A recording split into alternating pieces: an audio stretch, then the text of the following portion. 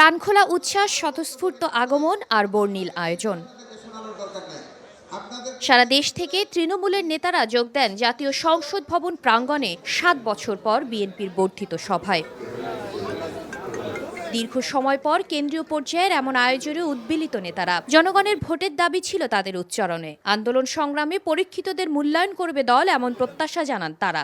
আজকে একটা নতুন বাংলাদেশের নতুন অনুভূতি নিয়ে মনে করি আমাদের চেয়ারম্যান সাহেব যে গোটা বাংলাদেশের সমস্ত নেতৃত্বকে ডেকেছেন, এটা দীর্ঘদিন পর এই অনুভূতি আপনাকে ভাষায় প্রকাশ করতে পারবো না। একটি সুষ্ঠু ও নিরপেক্ষ নির্বাচনের দাবি আদায়ে শীর্ষ নেতাদের নির্দেশনায় দেশব্যাপী তৃণমূলকে শক্তিশালী করার কর্মসূচি চলবে বলে জানান দলের অঙ্গ সংগঠনের নেতারা। এই গণতন্ত্র যাতে আবার ব্যাহত না হয়, এই গণতান্ত্রিক ধারা যাতে অব্যাহত থাকে, এবং সেটা তখনই সম্ভব যদি এই সরকার, ইন্টেরিয়াম যে গভর্নমেন্ট, তারা যদি অনতিবিলম্বে নির্বাচনে একটা রোড ম্যাপের দিকে যান। কেন্দ্রীয় নেতারা বলেন, জনগণের রাজনৈতিক ও ভোটের অধিকার ফিরিয়ে দেওয়ার যাত্রা শুরু হলো বর্ধিত সভা থেকে।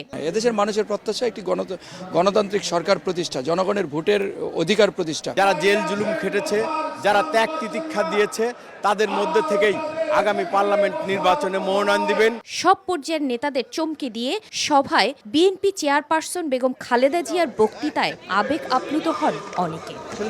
দেশ জুড়ে তৃণমূলের যে নেতারা এসেছেন এই জাতীয় পর্যায়ে, তারা শীর্ষ নেতাদের কাছ থেকে দিক নির্দেশনা নিয়ে চলে যাবেন জনগণের কাছে। দলটির কি ধরনের মনোভাব নির্বাচনকে ঘিরে, কি ধরনের কর্মসূচি তারা দিচ্ছেন, কি ধরনের নির্দেশনা তারা দিচ্ছেন, তার সবকিছুই হয়ে গেল এই বর্ধিত সভা থেকে। শাকিলা শারমিন, সময় সংবাদ, ঢাকা।